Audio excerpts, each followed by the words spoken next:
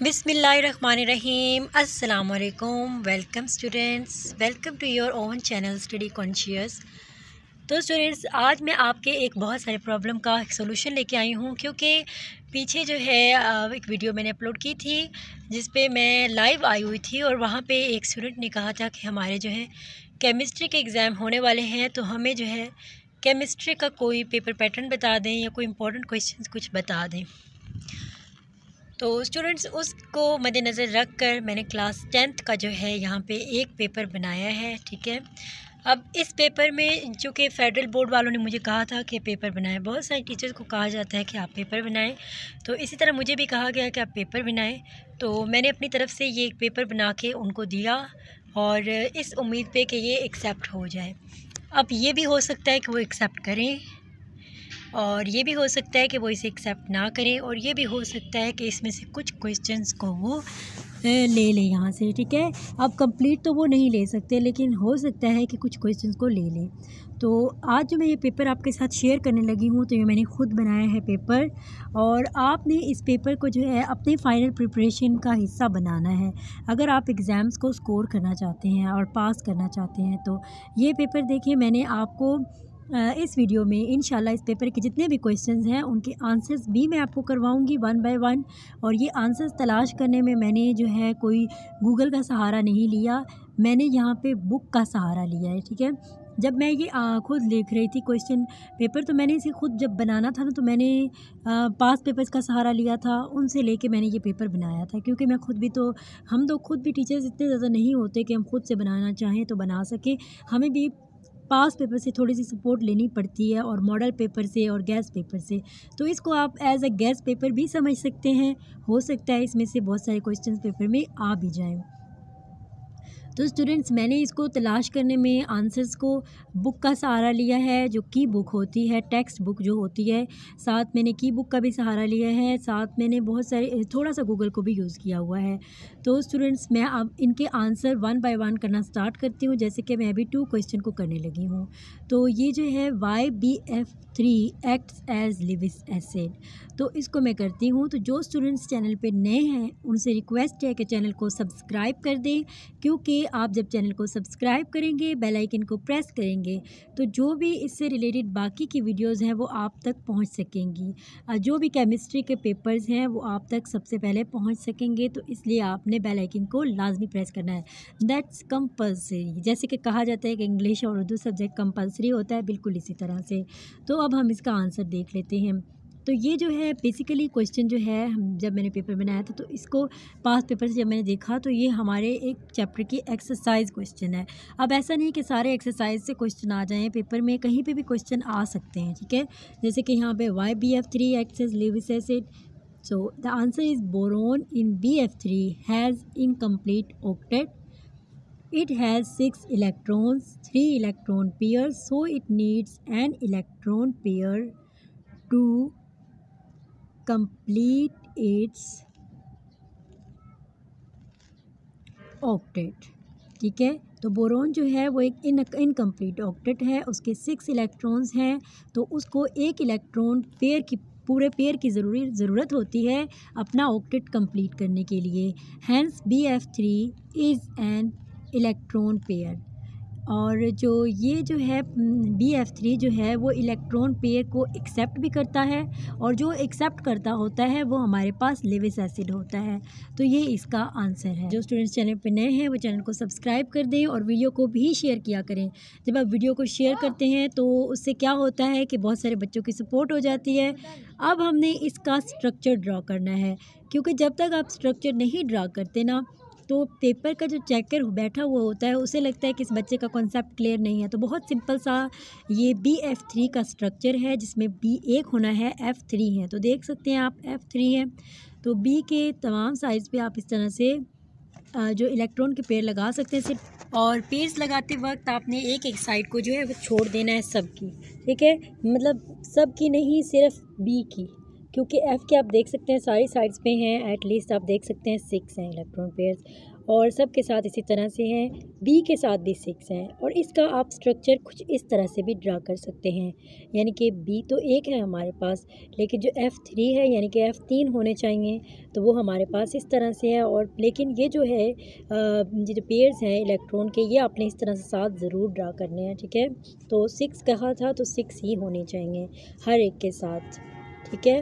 तो ये आपका इस तरह से स्ट्रक्चर कंप्लीट हो जाएगा।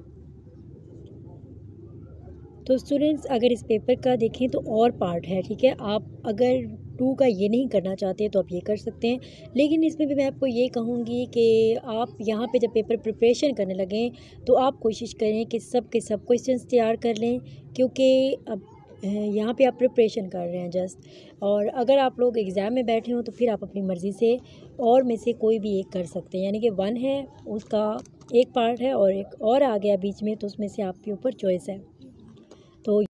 तो इसका और पार्ट है, उसमें है कि आइडेंटिफाई ब्रॉन्स्टेड-लॉरी एसिड्स और बेसिस इन द फॉलोइंग, यानी कि यहाँ पे आपको कुछ रिएक्शंस दिए गए हैं, आपने बताना है कि ब्रॉन्स्टेड-लॉरी एसिड्स कौन से हैं और बेसिस कौन से हैं। तो यहाँ पे इसके 3 पार्ट्स हैं, तो उन 3 पार्ट्स को आपने करना है, ठीक है। जैसे कि एक हमारे पास है HNO3 + H2O gives us H3O positive plus NO3 negative। तो इसको किस तरह से सोल्व करना है, तो स्टूडेंट्स इसका आंसर तलाश करते करते मेरा बहुत सारा टाइम चला गया, क्योंकि इसका एग्जैक्ट आंसर मुझे कहीं से नहीं मिला। शायद ये आपकी बुक से नहीं लिया गया, बल्कि कोई ना कोई इसको कहीं और से लिया गया है।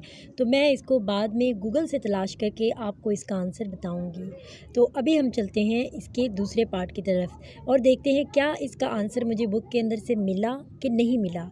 अगर बुक के अंदर से मिलेगा तो मैं आपको करवाऊँगी, और अगर बुक के अंदर से नहीं मिलेगा तो मैं इसको खुद सोल्व करूँगी या गूगल से सपोर्ट लेके तब मैं आपको करवाऊँगी। मैं आपको रॉन्ग आंसर्स नहीं करवा सकती जस्ट व्यूज़ हासिल करने के लिए, क्योंकि मैं व्यूज़ हासिल करने के लिए तो कर लूँ, लेकिन आपके पेपर्स, आपके मार्क्स, आपका फ्यूचर ख़राब होगा। तो मैं इस चीज़ को बिल्कुल नहीं देख सकूँगी, क्योंकि मेरा यहाँ पर आने का मतलब ये है कि जो वीक स्टूडेंट्स हैं उनकी सपोर्ट कर सकूँ। तो अब हम इसका आंसर जो है खुशकिस्मती से मिल गया है मुझे, तो इसका आंसर मैं आपको यहाँ पे लिखवा देती हूँ।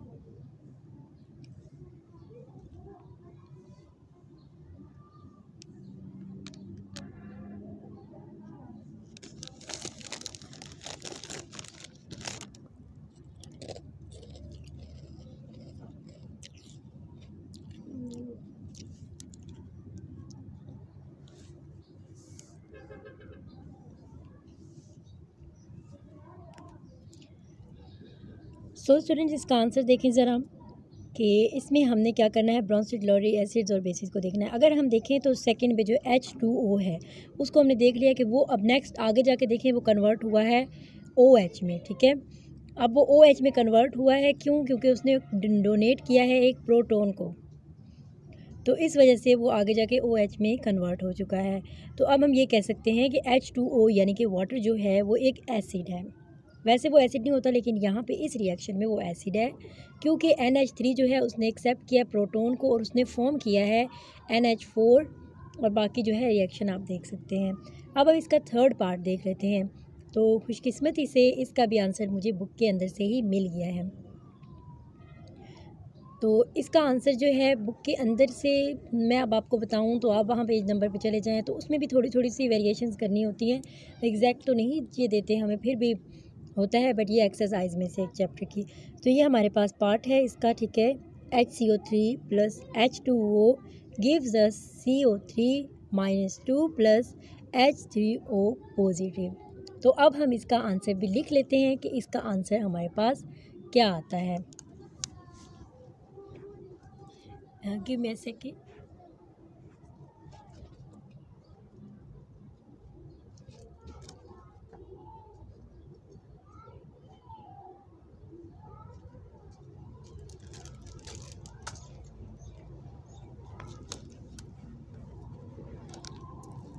तो ये हमारे पास इसका आंसर यहाँ पे है कि HCO3 जो है वो लॉस करता है H आयन को, तो वो ब्रोंस्टेड लॉरी एसिड होगा, और H2O जो है, वाटर जो है, वो गेन करता है H+ आयंस को, तो वो हमारे पास ब्रोंस्टेड लॉरी बेस होगी।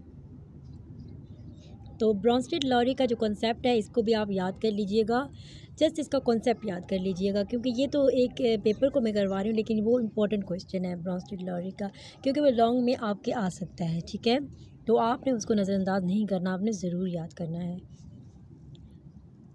तो नेक्स्ट जो है अब हम करने जा रहे हैं ये वाला क्वेश्चन, क्योंकि जिनके आंसर मुझे बहुत इजीली मिल गए हैं तो मैं उनको पहले शेयर करूँगी।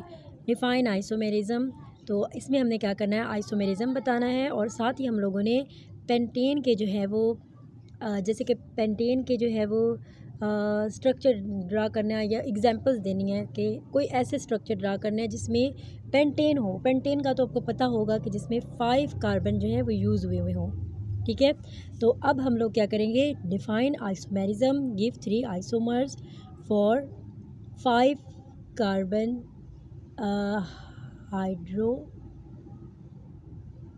हाइड्रोकार्बन्स। तो अब जो है आइसोमेरिज्म को डिफ़ाइन करना है और उनके 3 आइसोमर्स बनाने हैं 5 कार्बन हाइड्रोकार्बन। तो चलिए आइसोमेरिज्म को डिफ़ाइन कर लेते हैं। ये एक फ़ेनोमेनन होता है। तो आपने पेपर में अपना जब आंसर सोल्व करना है तो आपने इस तरह से सोल्व करना है कि आपने देखना है कि 3 मार्क्स आपके बन रहे हैं, क्योंकि आपको पता है कि 3 मार्क्स जो होते हैं वो पर क्वेश्चन के हैं। तो आपने ज़्यादा टाइम वेस्ट नहीं करना, बहुत लॉन्ग क्वेश्चन याद नहीं करने, क्योंकि आप बहुत याद करेंगे तो आप टाइम वेस्ट करेंगे। तो आपने हर चीज़ के बारे में कुछ ना कुछ इन्फॉर्मेशन आपके पास होनी चाहिए कि पेपर में आ जाए। तो आपके पास अगर 3 मार्क्स की भी इन्फॉर्मेशन है ना, तो आप उसका अगर लॉन्ग आ जाए तो आप उसी बात को दोबारा डबल एक्सप्लेन करके उसको दे सकते हैं, क्योंकि आपको कुछ उसका पता होगा तो आप कर सकते हैं ना। तो चलिए अब देख लेते हैं आइसोमेरिज्म की definition. The compounds that have same molecular formula but different arrangement of atoms in their molecules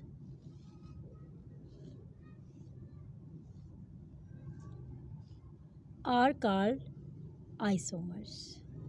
तो इसको हम सिंपल डेफिनेशन नहीं कहेंगे, क्योंकि इसके कंप्लीट डेफिनेशन जो है वो कुछ और है, यही है, लेकिन इसके अंदर ये लाइन ज़रूर ऐड करनी है, तब आपको इसको पूरा फेनोमेनन को डिफ़ाइन कर सकेंगे कि this phenomenon is called isomerism. ठीक है, तो बहुत सारे स्टूडेंट्स जो होते हैं वो सिर्फ कहते हैं कि this phenomenon is called isomerism, तो ये भी गलत होगा। अगर आप ऊपर से लेके आइसोमर्स तक लिखते हैं वो भी गलत होगा, तो आपको इस तरह से ही लिखना है। तो अब हमने 5 आइसोमर्स बनाने हैं कार्बन हाइड्रोकार्बन्स के, यानी कि एक ऐसा स्ट्रक्चर ड्रा करना है जिसके अंदर हमारे पास 5 हों। ठीक है, कार्बन, तो उसको हम लोग पेंटागोन ही कहते हैं ना, तो पेंटेन के ड्रॉ करने हैं। तो एक मैंने ड्रॉ करना है एन पेंटेन का, एक मैंने ड्रॉ करना है आइसोपेंटेन का, और एक मैं ड्रा कर लेती हूँ यहाँ पे जी नियोपेंटेन का। तो ये भी आपकी बुक के अंदर हैं, लेकिन आपको अगर आप पेपर देखते तो आपको पता चलना था कि 5 स्ट्रक्चर कौन से होंगे, आपके लिए तो मुश्किल होना था ना। तो इसलिए मैंने इस वीडियो को बनाया है ताकि आपको आंसर तलाश करने में भी कोई प्रॉब्लम ना हो। वीडियो लंबी ज़रूर होगी, लेकिन आपका बहुत ज़्यादा फ़ायदा हो जाएगा। तो एन पेंटेन का जो स्ट्रक्चर है उसे हम ड्रा कर लेते हैं। तो स्टूडेंट्स ये मेरे पास जो है वो एन पेंटेन का स्ट्रक्चर है, जिसमें हमारे पास 5 मैंने कहा था ना कि कार्बन होने चाहिए, और तमाम स्ट्रक्चर। तो देखिए सी जो है हमारे पास सी एच अपने लगाने हैं, और जो फर्स्ट और लास्ट है उसके CH3, और जो मिडल में है CH2 से आपने कंप्लीट कर लेने हैं। तो ये हमारे पास एन पेंटेन का स्ट्रक्चर कंप्लीट हो चुका है। तो सेकेंड मैंने आपको बताया था आइसोपेंटेन का, तो उसका स्ट्रक्चर भी सी की सपोर्ट से ही होगा, लेकिन उसके अंदर थोड़ी सी चेंजिंग आएगी। तो वो हमारी कौन सी चेंजिंग है देख लेते हैं। यहाँ पे ये देखें CH3 - CH एंड CH3 जो कॉर्नर्स वाले हैं उनमें CH3, और जो नीचे जो अलग स्ट्रक्चर ड्रा किया उसके साथ भी CH3, और एक में CH2 ऐड किया और एक को ऐसे ही रखा है। तो ये हमारे पास आइसोपेंटेन का स्ट्रक्चर ड्रा हो चुका है। तो नेक्स्ट हमारे पास जो स्ट्रक्चर है वो है नियोपेंटेन का। तो नियोपेंटेन में कौन सी ख़ास बात है उसे भी देख लेते हैं कि ये क्या स्ट्रक्चर है। इसमें भी 5 ज़रूर आपको कार्बन नज़र आएंगे, और H भी साथ आपको नज़र आएगा, ऐसा नहीं कि सिंपल C नज़र आएगा। देखें CH3 तमाम साइड्स पे है, और मिडल में एक कार्बन ऐसे ही है, तो इसको हम लोग नियोपेंटेन कहेंगे। ठीक है, पेंटेन। सो अब हम नेक्स्ट क्वेश्चन देख लेते हैं। क्वेश्चन नंबर 5 जो है, how oxalic acid is prepared from ethyne. तो ये जो है मुझे अभी तक नहीं मिला, मैंने बहुत जगह से तलाश किया है। तो जो इसका सेकंड पार्ट है, कंप्लीट द फॉलोइंग रिएक्शन और नेम जो लिखने हैं प्रोडक्ट के, ये मुझे जो है वो मिल चुका है। ठीक है, इसका आंसर, तो जिनका आंसर मुझे मिल चुका है वो मैं आपको करवा देती हूँ, और जिनका आंसर नहीं मिला वो पेंडिंग पे है, तो उनका आंसर जैसे ही मिलता जाएगा वो मैं आपके साथ शेयर करती जाऊँगी। ठीक है, तो आपने वीडियो को स्किप नहीं करना, आपने वीडियो को देखना है, क्योंकि मैं अगर जो क्वेश्चन नहीं करवा रही वो मैं एंड पे ज़रूर करवाऊँगी। ठीक है, तो इसमें क्या करना है, हम लोगों ने कंप्लीट द फॉलोइंग रिएक्शंस, हमें रिएक्शंस दिए गए हैं, उनको हमने पहले बात उनको कंप्लीट करना है। सेकंड बात हमने क्या करनी है कि हमने जो उस रिएक्शन का नाम है, उसमें जो प्रोडक्ट का नाम है वो हमने लिखना है। यानी कि जब हम रिएक्शन लिख लेते हैं उसके नीचे जो उसका नाम बनता है वो हमने लिखना है। तो उसमें हमारे पास एक पार्ट है 3CH2 gives us CH2 plus 2KMNO, what is MnO4। तो अब हमें इसका आंसर जो है वो तलाश कर लिया है मैंने। तो 4H2O इसके साथ है, और इसको हमने क्या करना है, पहले तो हमने इस रिएक्शन को कंप्लीट करना है और फिर हमने इसका नाम देना है। तो क्या मुझे इसका आंसर मिला, देखती हूँ मैं एक सेकेंड।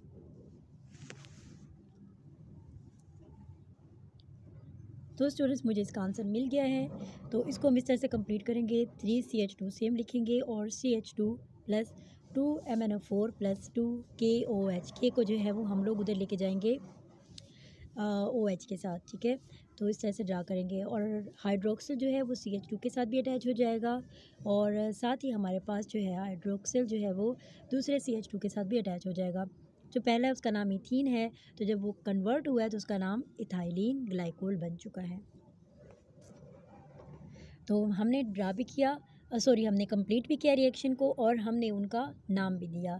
तो इसी तरह से इसका जो नेक्स्ट पार्ट है उसको भी मैं लिख लेती हूँ, और उसका आंसर भी मैं आपके साथ शेयर करती हूँ। जो नेक्स्ट पार्ट है वो हमारे पास ये है, CH2 is equal to CH2 plus Br2।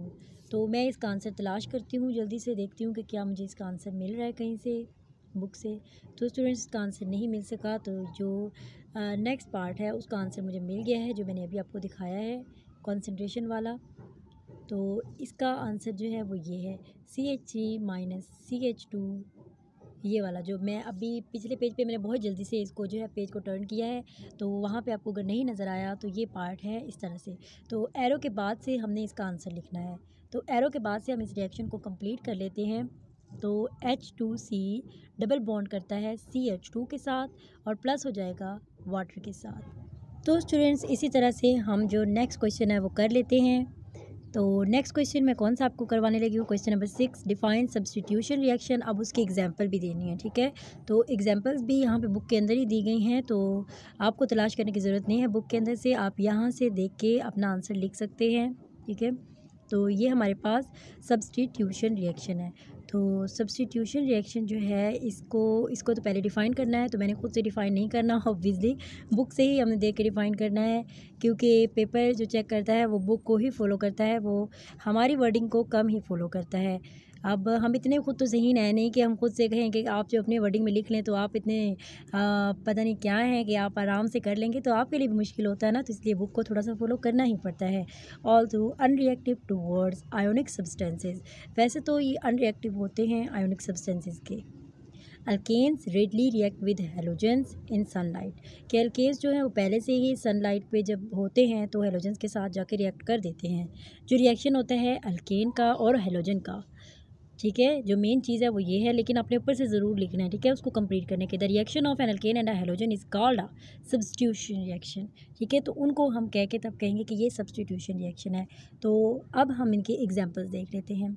तो एग्जांपल्स जो है वो इसकी आपने तकरीबन 3 से 4 ज़रूर करने हैं। ठीक है, तो जैसे कि मैं आपको यहाँ पे करवा रही हूँ, तो तमाम जो है वो आप उनको प्रिपेयर कर लें एग्ज़ाम्स के लिए। तो सब्स्टिट्यूशन रिएक्शन के रिलेटेड कोई भी क्वेश्चन आ जाए कि सब्स्टिट्यूशन रिएक्शन को ये करें वो करें, जो भी, दैट्स इट, आपने आराम से ये सब कुछ लिख देना है, तो आपको आंसर मिल जाएंगे। या जैसे क्वेश्चन आए तो आप उसके अकॉर्डिंग भी इसमें से आंसर कर सकते हैं।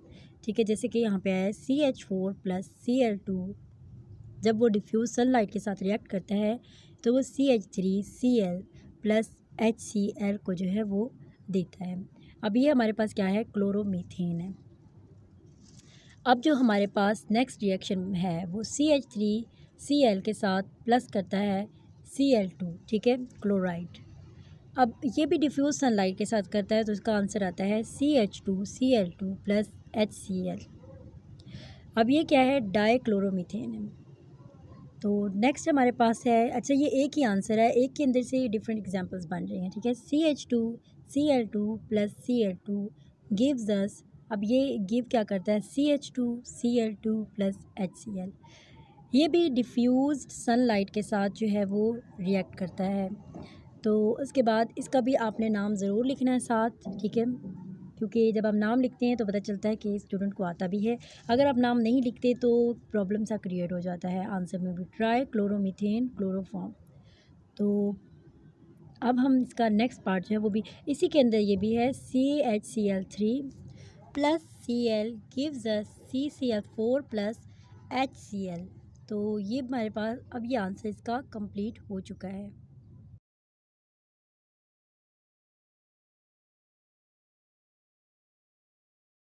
और स्टूडेंट्स अगर आप इसको मज़ीद आगे करना चाहें तो CH4 plus 2Cl2 gives us C plus 4HCl।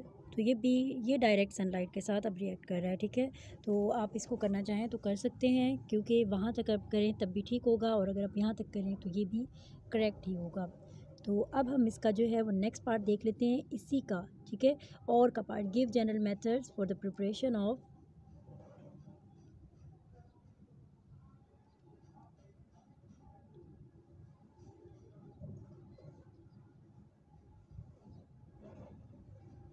Alkanes, ठीक है। तो कहीं पे अल्कीन्स अल्काइंस ये भी हो सकता है, लेकिन यहाँ पे जो है पेपर में जो पास क्वेश्चन डाला है वो है अल्केन्स का, तो अल्केन्स का ज़्यादा इंपॉर्टेंट है, उसको आप कर लीजिए, ठीक है। तो जनरल मेथड्स जो हैं वो प्रिपरेशन जो होती है अल्केन्स की, तो उसमें हमारे पास 2 मेथड्स ऐसे हैं, ठीक है। एक जो हमारे पास है by hydrogenation of alkanes and alkynes. तो दूसरा भी हमारे पास मेथड है, तो दूसरा जो हमारे पास मेथड है by the reduction of alkyl halides. तो जस्ट आप इसके नाम नहीं लिखने, क्योंकि और आया है, मतलब कंप्लीट इसका 3 मार्क्स का आंसर होना चाहिए गिव जनरल मेथड्स वाले का, तो इसको हमने थोड़ा सा एक्सप्लेन करना है, ठीक है, एग्जैक्ट हमने इतना नहीं छोड़ देना। तो इसका आंसर भी मैंने बुक के अंदर से तलाश किया था, by hydrogenation of alkenes and alkynes. तो इसका आंसर क्या है वो अब हम लिख लेते हैं। सॉरी जो कैमरा है वो थोड़ा सा हिल रहा है, क्योंकि बुक्स ने ऊपर से सपोर्ट किया हुआ है। खैर छोड़िए, अभी हम इसका आंसर करते हैं। Addition of hydrogen molecule. अच्छा, तो इसका कंप्लीट जो आंसर है मैं यहाँ पे लिख देती हूँ, आप यहाँ से ये नोट कर लीजिएगा। तो इसका कंप्लीट आंसर है addition of hydrogen molecule across carbon carbon multiple bond is called hydrogenation. यानी कि सिर्फ हाइड्रोजनेशन जो होती है वो एडिशन होती है कि जब हम hydrogen molecule carbon carbon multiple bond के साथ अटैच करते हैं तो उसको हम लोग हाइड्रोजनेशन कहते हैं। Hydrogenation takes place in the presence of finely dividing nickel, यानी कि निकल को जब हम डिवाइड करते हैं 200 से लेकर 300 सेल्सियस पर, तो वहाँ पे हाइड्रोजनेशन मौजूद होती है, और हाई प्रेशर जब होता है, ठीक है, तब वहाँ पे हाइड्रोजनेशन जो होती है मौजूद होती है, वरना जो हाइड्रोजनेशन वो नहीं हो सकती। तो इसका जो नेक्स्ट है, मतलब इसी का आंसर है अभी तक, कि hydrogenation can also be done in presence of, अब किसकी प्रेजेंस में हो सकती है, PT और PD एट रूम टेम्परेचर, ठीक है। तो उनके रूम टेम्परेचर पे यहाँ पे इनकी प्रेजेंस में हो सकती है हाइड्रोजनेशन। तो सेकंड मेथड है, उसको भी हम लिख लेते हैं। तो मैंने पेज टर्न किया पीछे से देखने के लिए कि सेकंड मेथड कौन सा था, कि by the reduction of alkyl halides. तो इसको भी इस तरह से हमने थोड़ा सा डिटेल में आंसर लिखना है, बहुत शॉर्ट फॉर्म में नहीं लिखना, क्योंकि मार्क्स को भी देखना पड़ता है, क्योंकि अगर 1.5 उसका पहले का वो हमने डिस्क्राइब किया उसके आगे, तो 1.5 ही इसके आने चाहिए, तो तब हमारे 3 मार्क्स ये कंप्लीट होंगे। तो इसमें हम ये कह सकते हैं कि अल्काइल हैलाइड्स को जब हम रिडक्ट करते हैं, रिड्यूस करते हैं, तो वहाँ पे भी अल्केन्स जो हैं वो बन रहे होते हैं। When an alkyl halide is treated with Zn, यानी कि अल्काइल हैलाइड को जब जिंक के साथ जो है वो ट्रीट किया जाता है, यानी कि रिएक्ट किया जाता है और वहाँ पे एक्वस एसिड मौजूद हो, तो अल्केन जो होता है वो बनना शुरू हो जाता है। ठीक है, क्योंकि Zn reacts with aqueous acid to liberate atomic hydrogen. Zn जो है वो रिएक्ट करती है एक्वस एसिड के साथ एटॉमिक हाइड्रोजन को लाइब्रेट करने के लिए। अच्छा, एटॉमिक हाइड्रोजन जो कि हमारे पास लाइब्रेट हो जाता है उसको हम लोग नेसेंट हाइड्रोजन भी कहते हैं। ठीक है, और नेसेंट हाइड्रोजन वाहिद वो चीज़ है जो कि अल्काइल हैलाइड्स को जाके कम करती है। तो स्टूडेंट्स, ये आपके पास आंसर लिखा हुआ है, मैं जस्ट आपको एक्सप्लेन कर रही हूँ। तो स्टूडेंट्स, अब हम इसके बाकी के जो पार्ट्स हैं उनको भी कर लेते हैं। तो बाकी हमारे पास right 3 important functions of proteins in a human body, यानी कि इंसानी जिस्म में प्रोटीन्स जो हैं वो क्या किरदार अदा करते हैं। तो इसका जो आंसर है मुझे बुक के अंदर से ही मिल गया है, क्योंकि जब पेपर बना रहे होते हैं ना, वो भी बुक को तो सामने रखते हैं, साथ मैंने आपको बताया था कि मॉडल पेपर्स को, पास पेपर्स को। तो स्टूडेंट्स, हम लिख लेते हैं functions of proteins in human body. तो इंसानी जिस्म में जो प्रोटीन्स है उसके क्या फंक्शंस होते हैं, तो आप ये भी लिख सकते हैं functions of proteins in human body. तो मैंने जस्ट फंक्शंस ऑफ प्रोटीन्स लिखा है क्योंकि हमें जो है ऊपर से चीज़ समझ आ चुकी है। अब कौन कौन से फंक्शंस हैं ऐसे हमारे पास। पहला जो काम होता है प्रोटीन्स, तो इसमें पहला जो काम होता है, they transport and store oxygen and nutrients. ठीक है, तो वो जो बॉडी के अंदर जितनी भी ऑक्सीजन होती है या जो भी न्यूट्रिएंट्स होते हैं वो उसको ट्रांसपोर्ट करते हैं। ठीक है, जो प्रोटीन्स होते हैं एक जगह से दूसरी जगह लेके जाते हैं। और जो सेकंड फंक्शन होता है प्रोटीन का, होता है कि दे एक्ट एज कैटलिस्ट। ठीक है, तो वो वहाँ पे कैटलिस्ट के तौर पे एक्ट करते हैं, इसलिए कैटलिस्ट जाते हैं for thousands of reactions that make life possible. यानी कि बहुत सारी जो हमारी बॉडी के अंदर रिएक्शंस होते हैं ना, हज़ारों की तादाद में होते हैं, जिसकी वजह से हम ज़िंदा रह रहे होते हैं, उसको वो उसके ऊपर वो एक कैटलिस्ट की तरह काम करता है। ठीक है, अब थर्ड जो होता है, they regulate many important systems in our body. और इसके अलावा और भी बहुत सारे सिस्टम जो होते हैं हमारी बॉडी में, वो प्रोटीन्स की वजह से चल रहे होते हैं। तो अब हम इसका जो नेक्स्ट क्वेश्चन है वो देख लेते हैं, वो कौन सा है मैं आपको बता चुकी हूँ कि देयर इज़ साइंटिफिक एविडेंस। तो इसको क्वेश्चन को थोड़ा सा मैं कैमरे को सही कर लूँ ताकि आपको क्वेश्चन जो है वो कंप्लीट नज़र आ जाए। सो क्वेश्चन हमारे पास है, there is scientific evidence that chlorofluorocarbons contribute to the depletion of ozone why. यानी कि क्लोरोफ्लोरोकार्बन्स जो हैं वो करते हैं, ओजोन को डिप्लेक्ट करते हैं, यानी कि डैमेज करते हैं हमारी ओजोन लेयर को। क्यों? तो अब हम इसका आंसर लिख लेते हैं। तो स्टूडेंट्स, इसका आंसर भी मुझे बुक के अंदर से ही मिला है। तो पहले मैं कैमरा को सेट कर लूँ अच्छे से ताकि आपको नज़र आ जाए कंप्लीट आंसर। ठीक है, तो अब मैं आपके सामने इस आंसर को लिखती हूँ। तो स्टूडेंट्स, ये आंसर मैंने खुद से नहीं करवाया, क्योंकि बहुत सारे स्टूडेंट्स कहते हैं कि हमने जो है बुक से फ़ॉलो करना है, और ये बहुत अच्छी बात होती है। मैं खुद भी हमेशा बुक को फ़ॉलो करती हूँ, क्योंकि बुक के अंदर बिल्कुल एक्यूरेट दी होती हैं चीज़ें, जो कि हमारे जो बोर्ड वाले होते हैं या जो भी हमारे पेपर चेकर होते हैं वो एक्सेप्ट करते हैं।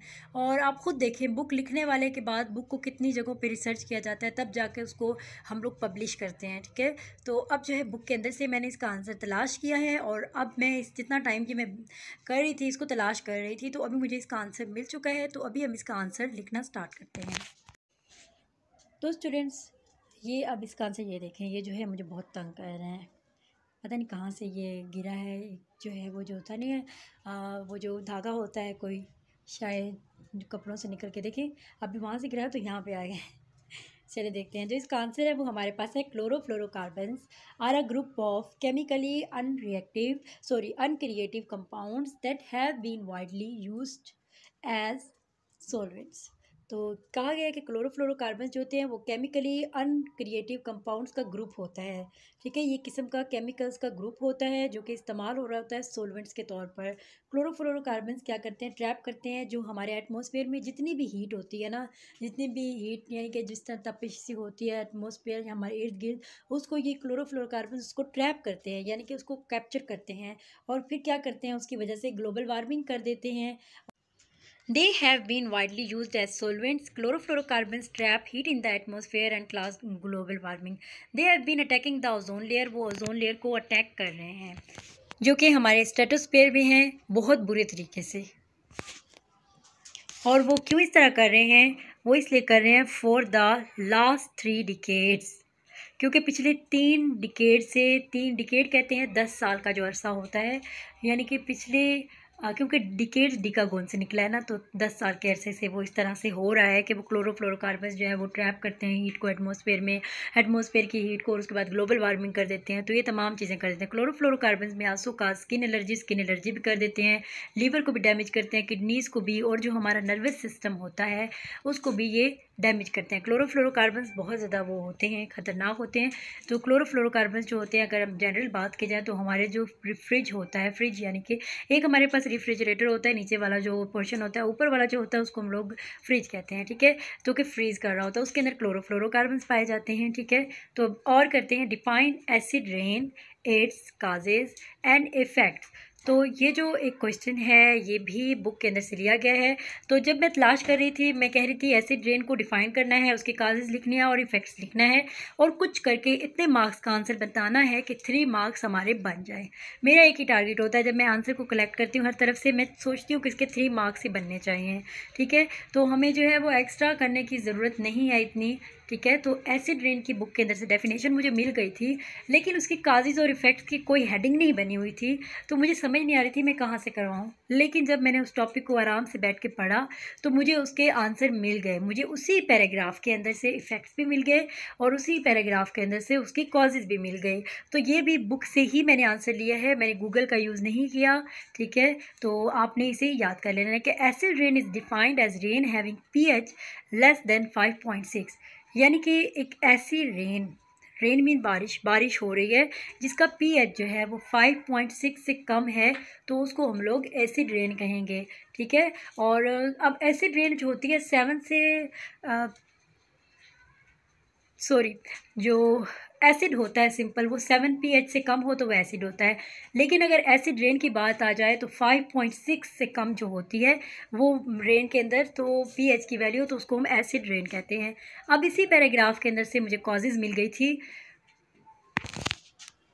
कॉजेज़ में हम ये लिखेंगे कि sulphur dioxide from power plants using fossil fuels and nitrogen oxides from exhaust fumes of automobiles। तो नेक्स्ट मैं आपको बताऊंगी कि क्या है, क्योंकि जब आपके सामने होगा तभी होगा। Automobiles dissolve rain water producing acid. तो नेक्स्ट हमने लिखने हैं इफ़ेक्ट्स ऑफ एसिड रेन, कि अब हमने बताना है कि एसिड रेन अगर हो जाए तो उससे किस किस चीज़ के ऊपर जो है असर पड़ता है हमारे माशरे में। तो उसका अब आंसर है कि एसिड रेन किल्स फिशेस, यानी कि फ़िश जो होती है, यानी कि समंदर में या पानी में जो भी मछलियाँ होती हैं उनको पहले तो ये मार देती है। एंड डिस्ट्रॉयज ट्रीज़, और जो दरख्त होते हैं वो भी तबाह कर देती है। लेक्स एंड रिवर्स में बिकम टू एसिडिक, और दरिया और झील ये बहुत ज़्यादा हो जाते हैं, बहुत ज़्यादा एसिडिक इन्वायरमेंट इनके अंदर हो जाता है, यानी कि जो भी इसके अंदर लिविंग थिंग्स रह रही होती हैं सर्वाइव करने के लिए, जो फ़िश वगैरह होती हैं या जो भी वाटर एनिमल्स होते हैं, मेरीन लाइफ होती है, वो डिस्टर्ब हो रही होती है। अब ये भी कह सकते हैं it also affects the marine life, यानी कि पानी के अंदर जो लाइफ होती है। How catalytic converter helps to reduce air pollution, तो ये भी एक क्वेश्चन है यहाँ पे। तो कैटालाइटिक कन्वर्टर जो है ये भी इसी चैप्टर के अंदर से है, पोल्यूशन वाले चैप्टर में से ही है। तो ये जो इसका आंसर था, पहले तो मैं बुक को तलाश कर रही थी, नहीं मिल रहा था, लेकिन फिर जो है मैंने जब इसको तलाश किया तो बुक के अंदर एक बॉक्स था, society technology something like that, उसमें से मुझे ये इसका आंसर मिला कि a catalytic converter transform CO into CO2, NO into N2 and O2 and unburned hydrocarbons to CO2 and H2O। कि कैटालाइटिक कन्वर्टर जो होता है वो ट्रांसफॉर्म करता है CO2 को CO में, और NO को N2 में, और O2 में, ठीक है। और अनबर्न हाइड्रोकार्बन्स जो होते हैं उनको ये कर देता है कन्वर्ट CO2 में और H2O में। Metals like platinum, palladium and rhodium are used as catalyst in the converter, यानी कि इनको एज अ कैटलिस्ट यूज़ किया जाता है कन्वर्टर के अंदर। जब डाला जाता है तो इनको एज अ कैटलिस्ट यूज़ किया जाता है। कौन से मेटल्स हैं उसमें हमारे पास 3 ऐसे मेटल्स हैं, ठीक है, प्लैटिनम, पैलेडियम और rhodium. Government of Pakistan should direct car manufacturers to install catalyst converter in car exhaust fumes, कि गवर्नमेंट जो है पाकिस्तान को, उनको ऐसा करना चाहिए कि जो कार बनाने वाली कंपनियां होती हैं उनको कहना चाहिए कि उसके अंदर कैटलिस्ट कन्वर्टर जो है वो कार के अंदर डालें, ताकि वो जो है इसको थोड़ा सा यूज़ में लाया जा सके। Government should make strict laws in this regard. इस चीज़ को मद्देनज़र रख कर गवर्नमेंट को जो है वो स्ट्रिक्ट लॉज लेने चाहिए, ठीक है। This would help to reduce the emission of air pollutants. तो ये क्या करते हैं, ये हेल्प करती है कि एयर पोल्यूटेंट्स को रिड्यूस किया जाए from car exhaust fumes. So from car exhaust system, यानी कि कार की एग्जॉस्ट सिस्टम जो है उसमें से ये कुछ मतलब रिड्यूस कर देती है कैटलिस्ट जो होते हैं कन्वर्टर, ठीक है, बहुत अच्छे होते हैं। अब नेक्स्ट क्वेश्चन को हम कर लेते हैं। सो स्टूडेंट्स, नेक्स्ट क्वेश्चन जो है हमारे पास क्वेश्चन नंबर 10 यहाँ पे बनता है, तो वो हमारे पास है right differences between DNA and RNA. तो डीएनए और आरएनए का आपने डिफरेंस करना है। आप इसमें 2 से 3 डिफरेंस लिख सकते हैं। तो मैं जब इसे कर रही थी तो मैंने बुक से ही देखा था, तो सॉरी स्टूडेंट्स जो मैंने लाइन इस तरह से ड्रॉ की क्योंकि टाइम बहुत कम है। तो मैं चाहती हूँ कि जल्द से जल्द आपको इसका आंसर पहुँचा सकूँ, क्योंकि मैं स्केल ढूंढूंगी तो बहुत टाइम लगेगा। तो इस तरह से वीडियो रुक सकती है और मुझे फिर इसको जब मैं हट जाऊँ यहाँ से एक दफ़ा वीडियो बनाने से, तो मैं वहाँ वापस बहुत देर से आती हूँ क्योंकि मुझे और भी बहुत ज़्यादा काम होते हैं। इसलिए जब मैं यहाँ पर होती हूँ तो मैं पूरा फोकस यहाँ पर कर रही होती हूँ, ठीक है। तो इसका पहला जो हमारे पास है डीएनए का पोजेस डबल स्ट्रैंड और आरएनए का है कि पोजेस सिंगल स्ट्रैंड। पहला डिफरेंस हो गया। दूसरा डिफरेंस हमारे पास डीएनए का है made of dioxide ribose sugar. ये हमारे पास जो होती है डीऑक्साइड राइबोज शुगर से बनी हुई होती है। और साथ जो है नाइट्रोजनियस बेस और फॉस्फेट यूनिट से मिलकर बनी हुई होती है डीएनए। और आरएनए जो होता है वो हमारे पास किससे बना हुआ होता है, made up of ribose sugar, यानी कि हमारे पास राइबोज शुगर से बना हुआ होता है, नाइट्रोजीनियस बेस से बना होता है और फॉस्फेट के यूनिट से मिलकर ये बना हुआ होता है। इसका आंसर बुक के अंदर आप देखें तो ये हमारे पास सोल्व हुआ है बुक के पेज नंबर 104 पे, वहाँ से मैंने देख के लिखवाया है। तो अब हम नेक्स्ट क्वेश्चन कर लेते हैं, क्वेश्चन नंबर 11। तो स्टूडेंट्स, ऐसा नहीं है कि क्वेश्चन 11 के बाद ख़त्म हो जाएगा मामला। इस क्वेश्चन को करने के बाद जो पहले क्वेश्चन रह गए थे उनको भी हमने करना है, ठीक है। अभी जो है ये करें define salt, name different types of salts. अब जो है ना साल्ट्स को डिफ़ाइन करना है, उसके नाम भी देने हैं और साथ आपने जो है 2 एग्जांपल्स, जो 2 मेथड्स बताने हैं साल्ट्स की प्रिपरेशन के। तो ये इसके आंसर भी मैंने बुक से तलाश किए हैं, लेकिन एक है कि यहाँ पे बुक में 5 जो हैं वो मेथड्स दिए गए हैं। यहाँ पे जो है क्वेश्चन है कि 2 आपने बताने हैं। तो आपने जब तैयार करने हैं तो आप यहाँ से अभी 2 ही तैयार कर लें, लेकिन वैसे जो है आप बुक पे अगर जाएँ तो आप 5 के 5 मेथड्स प्रिपेयर करें।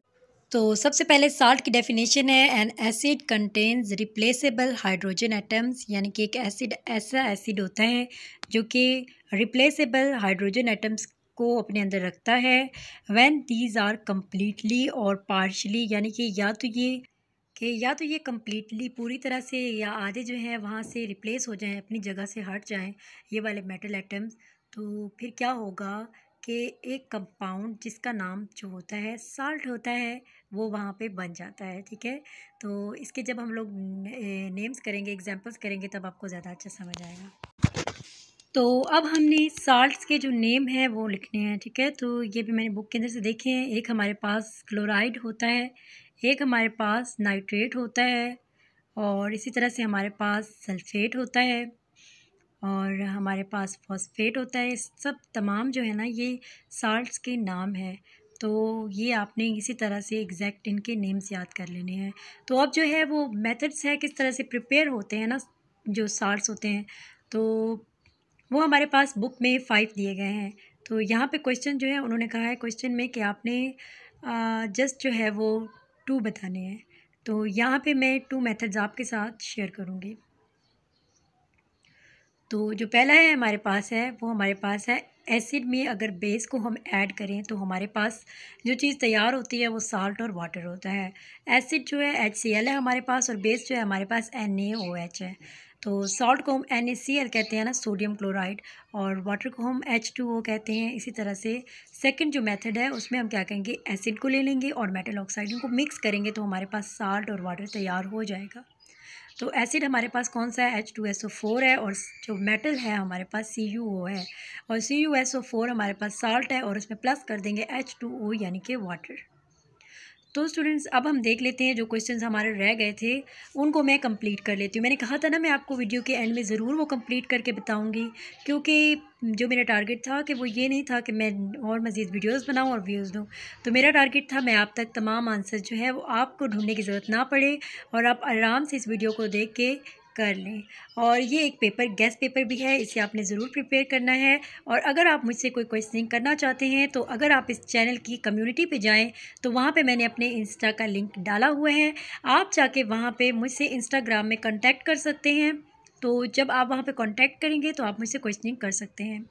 तो ये इसका आंसर यहाँ पे मैंने कंप्लीट कर दिया है कि HNO3 जो है वो ब्रोंस्टेड लॉरी एसिड है। वो क्या करता है, एक हाइड्रोजन आयन को डोनेट करता है और वाटर को बनाने के लिए, ठीक है। इस तरह से इसको मज़ीद जो है यहाँ पे कंप्लीट मैंने कर लिया है कि NO3 जो है वो हमारे पास बेस है नाइट्रिक एसिड की।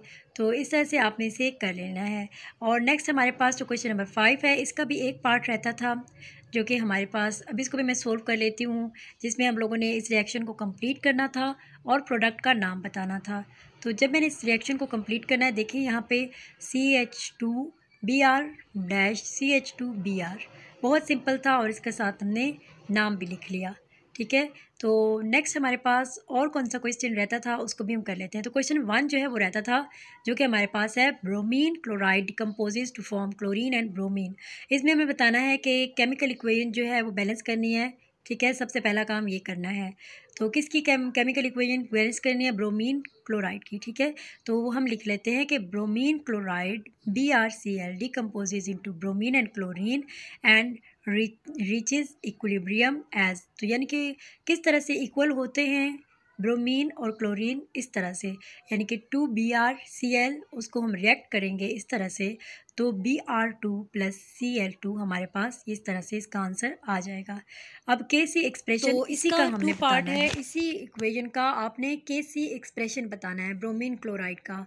तो इसका Kc एक्सप्रेशन जो है वो हमारे पास आता है 32 @ 500 K, ठीक है, केल्विन। तो अब हमने क्या करना है, इसी में हमने बताना है, यूनिट्स बताने हैं Kc के।